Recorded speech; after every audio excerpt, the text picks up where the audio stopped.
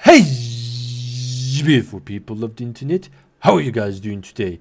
Hopefully great, and welcome back to some more Warframe. So we are going to be talking about isolation vaults and how you guys can go and complete them. Now you're probably wondering why. Mainly because if you guys have been living under a rock, the next update we can go and expect is Lua's Winter. With Lua's Winter, we are going to be receiving a brand new Warframe, and of course, we will be able to go and use our necromech outside of the open world spaces such as your Plains of Eidolon, Heart of Deimos, and of course, Orvez or Fortuna, whatever you guys like to go and perceive it. So if you guys would like to know exactly how to go and get yourself necromech blueprints, there'll be a link down in the description to one of my videos. I do talk about you guys in depth on the process itself, and of course, it will be suggested to you guys at the top right. So go ahead and take a look at it. But before we continue with the video any further, ladies and gentlemen, if you guys would like to support me or the channel any further, do remember to leave a like on this video as it does help me out substantially. Spartan, click the subscribe button for more Warframe videos and streams. Ladies and gentlemen, we also do have a Discord server, so if you guys would like to go and interact with me outside of YouTube or during any one of my live streams, there'll be a link down in the description to that server. So what are you guys waiting for? Go ahead and join, as this is the place to go and be. Without further ado, let's get this video on the road, shall we? So I am going to be using Chroma, and I will be soloing this, but I don't know if I've said this previously, but I'll say it again. Do not go and solo this. It will be an absolute mission. You guys can go and do so, but I highly recommend you guys go and get yourself an entire squad. So you guys can tell we are going to be using Chroma, and now the kit gun we are going to be using it. I can't exactly remember what the details are, but I will be showing you guys right now what the parts are. And of course, we are going to be using the Arc of Plasma. I do recommend you guys go and bring some of your best weapons to the fight, as these tombs or these guardians of the tomb are very powerful. Not only can they take up a lot of damage, but also they can go and redirect your own damage onto you, which is absolutely insane. And on top of that, they do have the ability to go and disable your operator ability. So I do recommend bring some supplies, make sure that you guys are equipped. Now, as for the build for Chroma, we are going to be using a Forma build for Chroma. This is the exact same build I do use when it comes to the Archon Hunts themselves, when it comes to one-shotting them or absolutely dealing massive damage to them. So what I've done is I've actually replaced Chroma's 4 with Smite Infusion, which you guys can go and get from Oberon. If you guys didn't know, with the Smite Infusion augment, you guys can go and add even more radiation damage to your weapons. Now, it's not really that important, but hey, more damage is more damage. You guys can actually go and build for, Vex armor and of course, elemental ward. And I do suggest you guys go and build for the electric chroma. Feel free to pause the video, but if you guys do take a look, the damage multiplier on electric chroma is a lot more higher. Therefore, greater multiplier equals more damage output. Now, as you guys can see for the build, we are going to be prioritizing duration and strength, mainly because, remember, this is how you guys go and build Chroma. If you guys really want to, you don't have to go and add Smite Infusion, but I do recommend take out Smite Infusion and go and replace it on with Rage. Therefore, if you guys do take damage if you guys do find yourself being low on energy, then Rage will definitely go and help you guys out. Now, as for the Arcanes, I do recommend you guys go with Energize, mainly because of the fact that you are going to be using a lot of it, and inside the Heart of Deimos itself, you'll be able to go and find energy relatively easy. That is the build. I'll see you guys in the actual process to go and start the isolation vaults. Another thing I forgot to mention to you guys is make sure that your Heart of Deimos quest is completed. Therefore, you guys can go and access the isolation vault. So you guys are probably familiar with Deimos. All you guys simply need to do is click on it and then go to Necromech. However, make sure that you guys are on the regular version, as you don't want to go and fight the steel path of those guardians. So click on Necromech and I'll see you guys there. So I'm sure you guys are familiar with the area I am. As you guys can tell, we're currently in the starting area. So what I want you guys to do on your keyboard, push escape, then hover to fast travel. When you guys do so, click on Mother.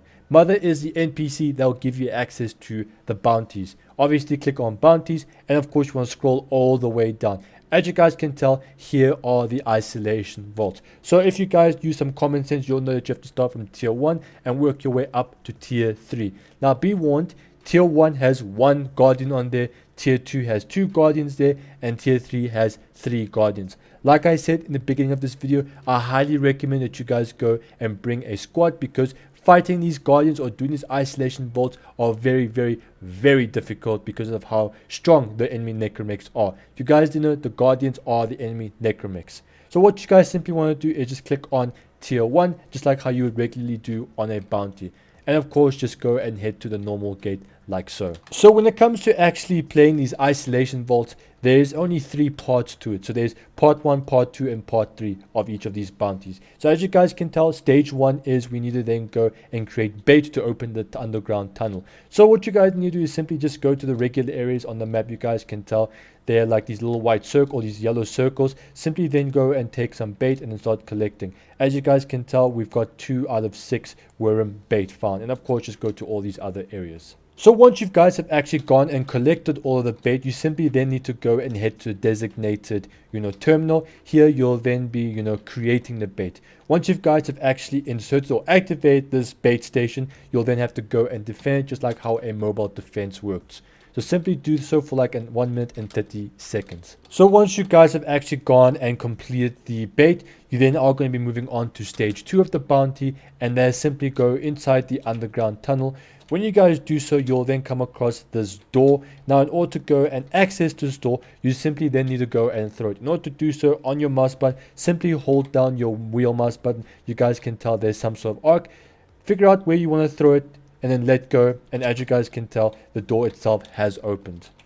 Now, this second stage of the bounty is going to require you to do a bit of a survival. The survival basically allows you to go and kill certain enemies, or you need to then go and kill certain enemies in order to make sure that your toxicity does not reach 100%. If you guys do so, then it's game over. Now, in order to lower your toxicity, you simply then need to go and kill the marked enemies, which of course there will be some infested being spawned.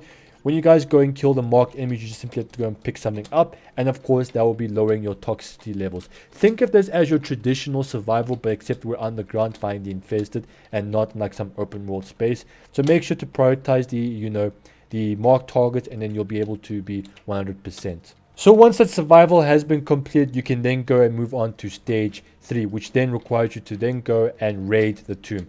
Now here, because I'm playing as Chroma, I like to make sure that all my buffs are up and maxed out to their fullest potential. Remember, the more buffs I have, the more damage output I can go and deal. So as you guys can tell, if you take a look at the map or even the waypoint, simply just go there, make sure that you do have energy, as this enemy is going to be relatively strong and tanky. So why not be fully prepared?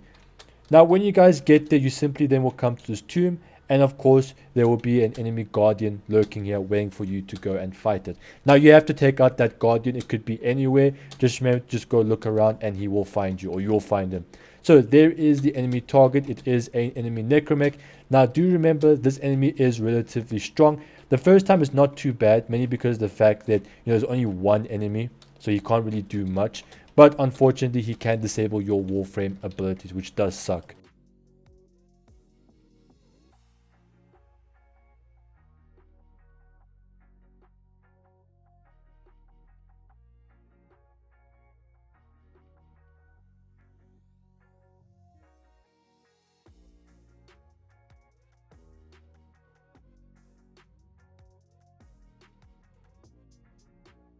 So once you guys have actually gone and defeated the enemy necromech, make sure to go and pick up everything he does drop, and I'll be showing you guys exactly what he did drop in just a second. So as you guys can tell, we then got ourselves a damaged necromech casing, which can be used to go and construct your very own necromech. Remember, this is tier 1, and of course we do have access to an Archon orientation matrix, and on top of that we did get lucky with this reward. As you guys can tell, this is a very rare reward. Now this is tier 2. Once you guys have taken out the necromech, you can then go and either head back to the outside and continue with tier 2, or you guys can go and raid the tomb. That's entirely up to you, but of course I'll show you guys exactly how that works. So when it comes to finding the actual tomb or the vault, here is exactly what you guys are looking for. Now, one thing I do want to say is the area in which a tomb is located is completely random. It's not always going to be in the exact same place, but essentially this is what you guys are looking for. So do pay attention to my map. Therefore, you guys could maybe potentially go and check this area. So once you guys have actually found the tomb or the vault itself, go into your operating form like so, and then shoot this reactive crystal. When you guys do so, Lloyd will then spawn. Now Lloyd will then go into 4 individual vault generators, therefore to go and power the vault. Your job is to simply then make sure to defend him while he does his business. Remember, he has to then go and power all 4 of these generators. Now occasionally, if he does get hurt, apparently you guys can shoot him with some void energy and then just heal him. Another great way is to simply just use Vazarin, but it won't make him invulnerable. He will be able to go and regenerate his health. Once you guys actually get the final generator, make sure to pull your phone out, as Lloyd will be returning to the the vault door itself. Now, one thing you need to make sure is that he will be showing a combination of, there'll be a combination on the vault door, and you guys have to make sure that that combination is exactly how it is displayed. Now, usually you would go and play the memorizing game, but we live in the year 2022, so most of you guys should have a camera on your phone. So what I simply then do is just take a picture of whatever the combination is, and then I'll just go and punch it in. So once you guys have gotten to the fourth generator, just make sure that you wait for Lloyd when you take it to the generator or the vault himself. Once you guys get to the vault, simply chill right here. Pull your phone out. I'm just going to do it real quick because we don't really have too much time. Come on. So once you guys have seen those symbols, make sure to just go and take pictures of them. So what you guys want to do, just take pictures of these, symbols and all that, because who's going to go and memorize them, and then simply make sure to go and punch them as your operator. Now, some of the infestors will be quite annoying when it comes to actually, doing your business. So make sure to go and clear them. I'm just going to do it real quick here because it was quite annoying. Alright, so I'm busy pulling my phone and I'm looking at it right now. So you guys simply want to then go and punch in whatever you guys saw on your screen now. So here's a combination that we actually did go and get. The infestor can leave me alone for 2 seconds. Would be great. And the last one is that one. Okay. And then once you guys have opened up the vault, you can then go and destroy all of these canisters like so. And therefore go and reap all the rewards you guys have right here. And of course, we then got ourselves the bonus part, which is, 2 more orientation matrices. Now, in order to go and start the second tier of the isolation vault, you guys simply have to then go and talk to Mother in a different location within the Cambient Drift. Now, locations does matter. So I'm going to pull my map out. As you guys can tell, I am right here between, Architect's Prospect and the Cambolic Glutter. You guys can simply go and use a teleport pad to come here and make sure to go underneath the little boil or the little bridge thingy. I'll go out and show you guys exactly what I'm referring to. So what you guys simply want to then do is, you'll see this giant thing here. This is where you spawn in when it comes to the very beginning of the Heart of Deimos quest. From there you spoke to Mother, but you guys simply want to make sure to go underneath this bridge like so. Make sure to go and pay attention to your map. As you guys can tell, there is the Mother, or there is Mother's NPC. Go up to her like so, and as you guys can tell, it'll tell you Isolation Vault Tier 2.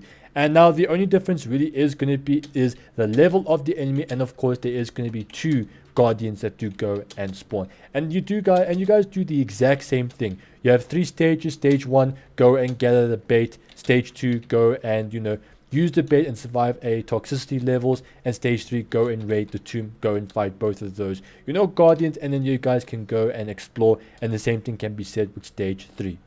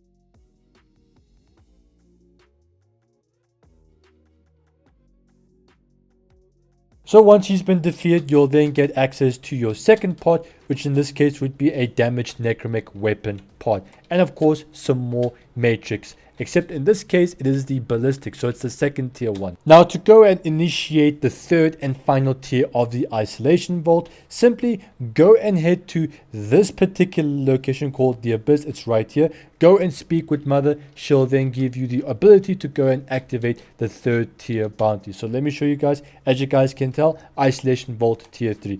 Go and activate and follow the objectives like I've told you all. Once you guys are done with the survival, just head directly to the tomb. Now because this is tier 3, we are going to be fighting 3 necromechs in one single go. So make sure that you guys are fully equipped to go and take them out. I'm just going to chill here and make sure that all of my energy is maxed out.